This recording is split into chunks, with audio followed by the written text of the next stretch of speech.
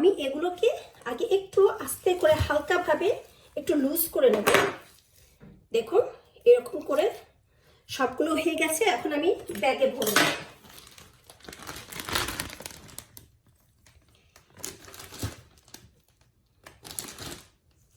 এইভাবে করে এখন আমি সবগুলোকে রেখে দেব। হ্যালো দর্শক, আসসালামু আলাইকুম। সবাই কেমন আছেন? আশা করছি সবাই ভালো আছেন। আজকে আবারও আমি এলাম আপনাদের জন্য আরেকটা ইউজফুল ভিডিও নিয়ে, যেটা আপনাদের প্রচুর সময় বাঁচাবে, আপনাদের রান্নাঘরের কাজকে সহজ করবে। সেটা ডেইলি রুটিন হোক বা আপনাদের কোনো অকেশন হোক, খুবই সেভ করবে। আজকে আমি আপনাদের জন্য ভিডিও যেটা নিয়ে আসছি সেটা হলো আমরা পেঁয়াজটাকে সারা বছর কীভাবে সংরক্ষণ করব যেন যে কোনো রান্নার জন্য চটজলদি আমাদের পেঁয়াজ কাটার, পেঁয়াজ বাটার কোনো চিন্তা করতে না হয়। তো আমি প্রথমে পেঁয়াজগুলোকে ছিলে নিচ্ছি, তারপরে যাচ্ছি মেন কাজে। আমার পেঁয়াজ কাটা হয়ে গেছে। এটা আপনারা যারা ঘরে বাইরে কাজ করেন তাদের জন্য খুবই উপকারী হবে, কারণ আপনার সময় এতটা বেঁচে যাবে। আপনি ঘরে কাজ করেন এবং বাইরে কাজ করে এসে এটা আপনাকে লাইফ সেভারের মতো উপকার করবে। এখানে আপনারা কোনো ভুনা করতে যান, কোনো চচ্চড়ি করেন, ঝোল করেন, তরকারি রান্না করেন, কারি করেন, রোস্ট করেন, আপনার সব কিছুতেই কাজে লাগবে। তো আমি এই পেঁয়াজটাকে এখন ধুয়ে নিচ্ছি, তারপরে এটাকে আমি কেটে নেব।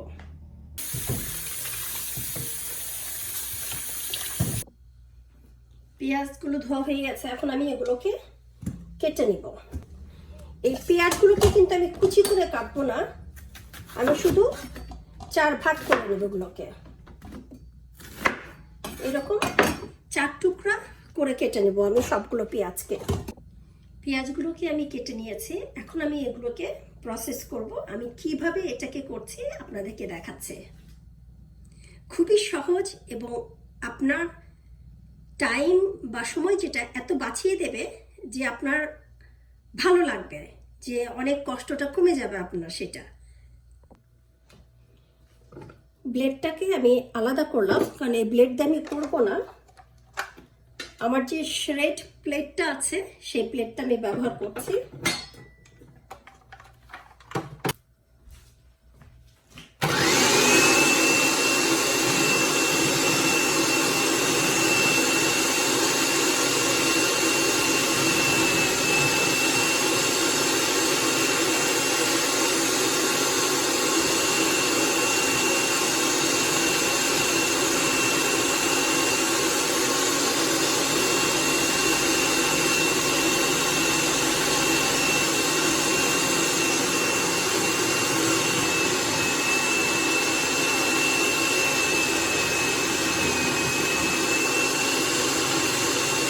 হয়ে গেছে, আমি এখন এটাকে খুলে দিচ্ছি।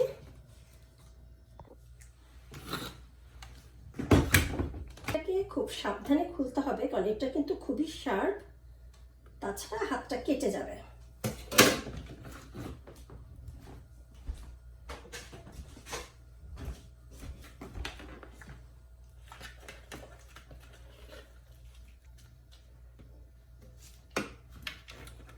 এভাবে আমি এখন আরো করে নেব আমার যেগুলো পেঁয়াজ আছে পুরোটাই।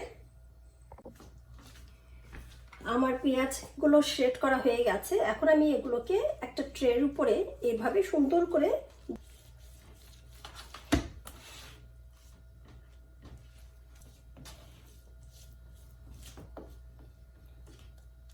এভাবে এখন আমি ফ্রিজের ডিপের যে অংশটা সেখানে রেখে দিব।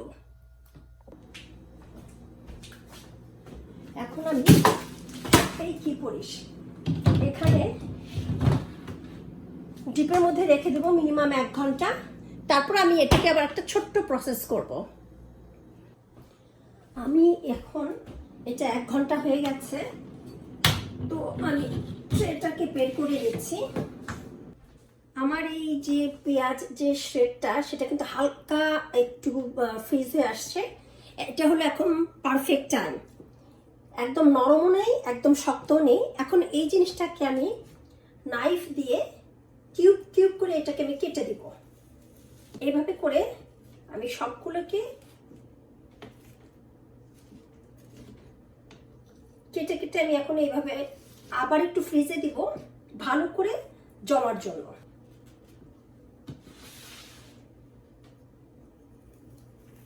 আপনি ইচ্ছে করলে বড় বড় কিউব করতে পারেন, ইচ্ছে করলে ছোট ছোট কিউব করতে পারেন। আমার যেভাবে একটু সুবিধা হবে আমি ঠিক সেই সাইজটাই করে নিচ্ছি।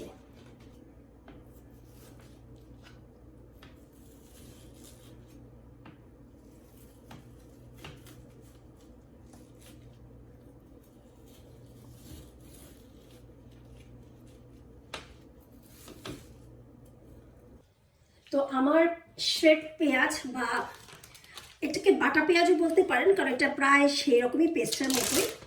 আমার এটা ফ্রোজেন হয়ে গেছে, তো আমি এটাকে ফ্রিজ থেকে বের করলাম। আর এখানে আছে আমার জিপলক ব্যাগ। এখন আমি এই ব্যাগে করে আবার রেখে দেব, যখন লাগবে আমি তখন বের করে এটাকে ব্যবহার করব।